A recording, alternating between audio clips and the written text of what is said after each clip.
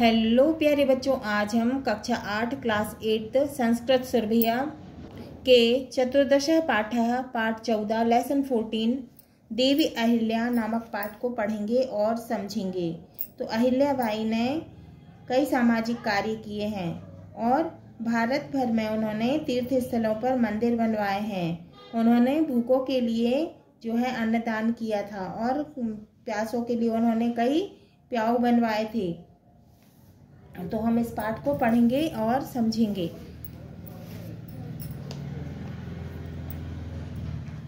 अंजना अंजना कहती हैं हरिओम भ्रातः भवान कुतः आगच्छति। तो अंजना कहती हैं हरिओम भैया, आप कहाँ से आ रहे हैं। अंकेशः अंकेश कहते हैं भगिनी मालव प्रदेशतः आगच्छन् आस्मि।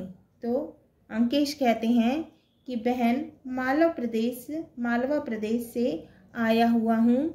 अंजना अब अंजना कहती हैं तव जन्मदेशः मध्य प्रदेशस्य मालव क्षेत्रे वर्तते किम तत्र को विशेषः। तो अंजना कहती हैं तुम्हारा जन्म स्थल मध्य प्रदेश के मालव क्षेत्र में है क्या, वहाँ क्या विशेष है।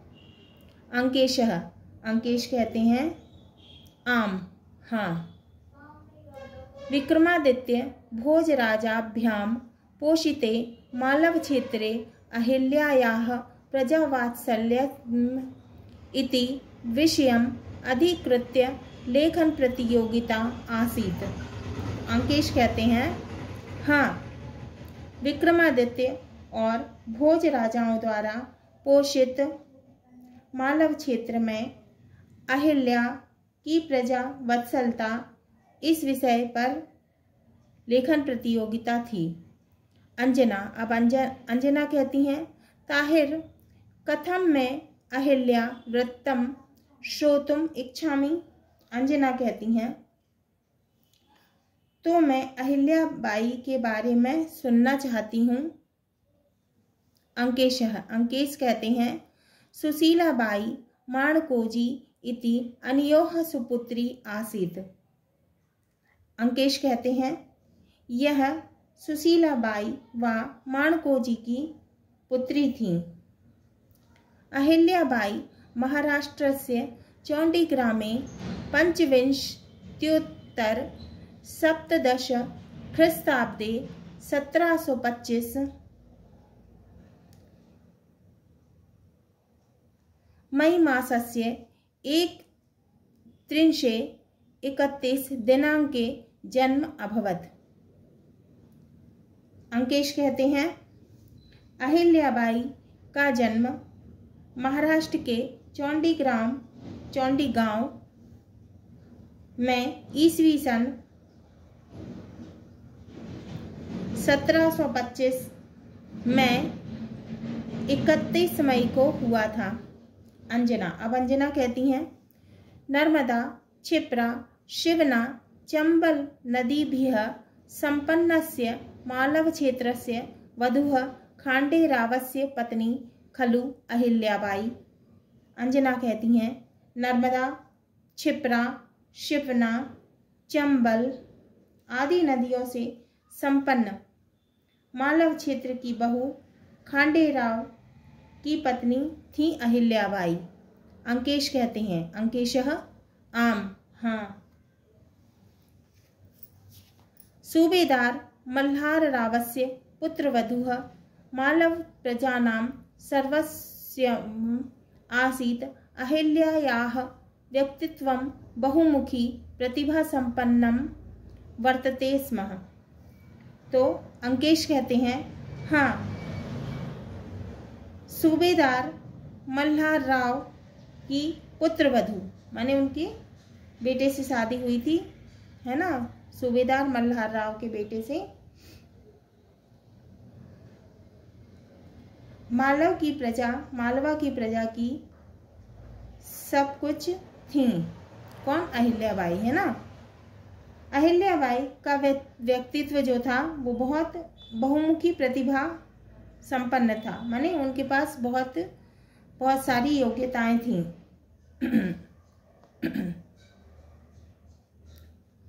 वह एषा प्रजावत्सला धर्मपरायणा न्यायनिष्ठा महिला आसीत्। वह प्रजा को प्यार करने वाली, स्नेह करने वाली, है ना, न्याय प्रिय, है ना, और धर्मपरायण, धर्म को मानने वाली महिला थी। इंदौर नगरे तस्याः राजवाड़ा क्षेत्रम सुंदरम पवित्रम च अस्ति। इंदौर में उनका राजवाड़ा क्षेत्र सुंदर और पवित्र है।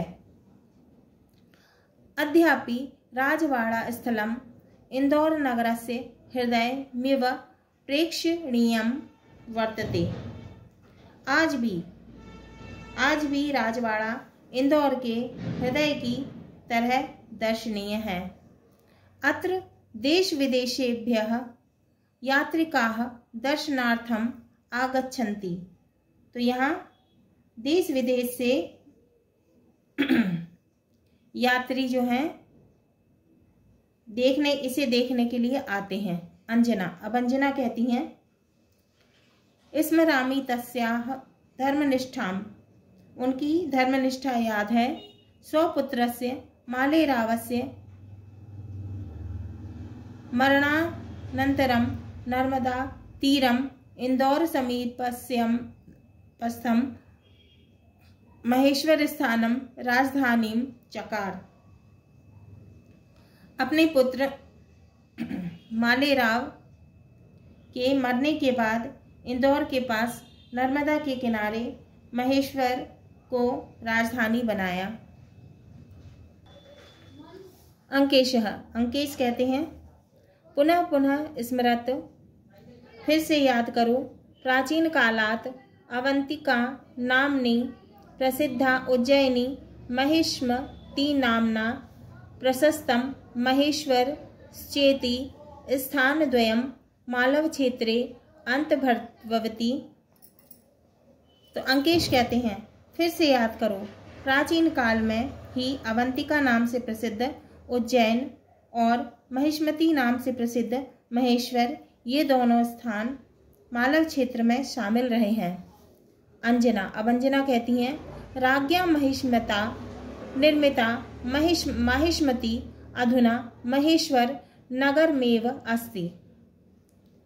तो अंजना कहती हैं, राजा महिष्म द्वारा निर्मित, मतलब राजा महिष्म ने बनवाया था, महिष्मती आजकल महेश्वर ही है। अनूप देशस्य राज्ञः सहस्त्रार्जुनस्य राजधानी अपि आसीत्। यह अनूप देश है, अनूप देश के राजा सहस्त्रार्जुन की राजधानी भी थी। अंकेशः, अब अंकेश कहते हैं,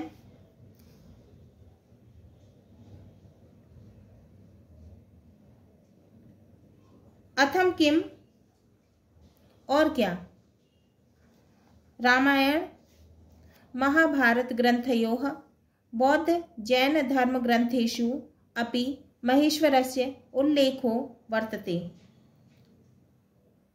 रामायण महाभारत ग्रंथों व बौद्ध जैन ग्रंथों में भी महेश्वर का उल्लेख है। कालिदास विरचिते रघुवंशे महिष्मती वर्णमास्ति।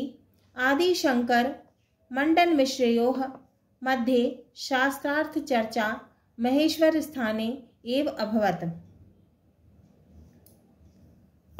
कालिदास रचित रघुवंश में महिष्मती का वर्णन है। आदि शंकराचार्य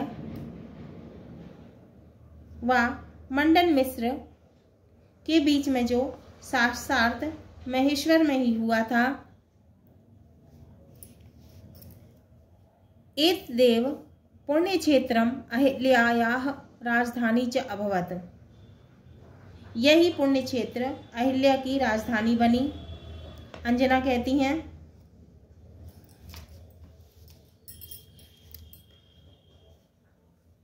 अहिल्याबाई धीरा शासन प्रवीणा चा आसीत इति पठितवती। तो अंजना कहती हैं कि अहिल्याबाई धैर्य माने धीरज वाली, है ना, धैर्य वाली, धीरज वाली, शासन में दक्ष थी, है ना, ऐसा मैंने पढ़ा है। तो अंजना कहती हैं कि अहिल्याबाई धैर्य वाली और शासन में दक्ष थी, ऐसा मैंने पढ़ा है। अंकेशः, अब अंकेश कहते हैं आम आम, हाँ हाँ, सत्यम खलु, यह सत्य है। तस्याः शासन व्यवस्था अर्थनीतिः रक्षानीतिः विद्याप्रीतिः च विशिष्टा इति ज्ञायते। हाँ हाँ, यह सत्य है।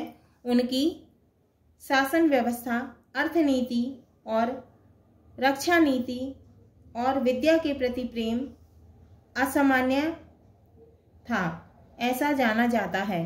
अंजना, अब अंजना कहती हैं अहो भाग्यम मालव क्षेत्रस्य जयतुम कीर्तिशेषा अहिल्याबाई। तो अंकेश कहते हैं, अंजना कहती हैं अहो भाग्य, मालव क्षेत्र का भाग्य, यशस्वी अहिल्याबाई की जय हो। अंकेशः, अंकेश कहते हैं जयतु लोकमाता अहिल्याबाई। अंकेश कहते हैं कि लोकमाता अहिल्याबाई की जय हो, जय हो।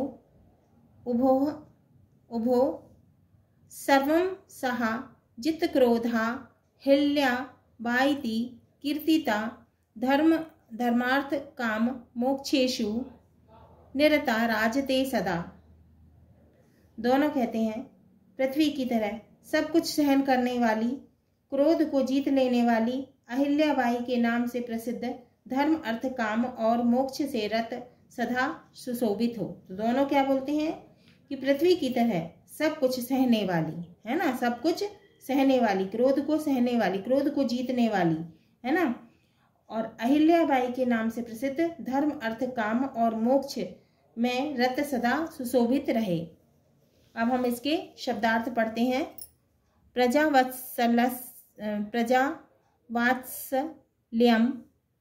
प्रजावात्सल्यम का मतलब है प्रजा प्रेम।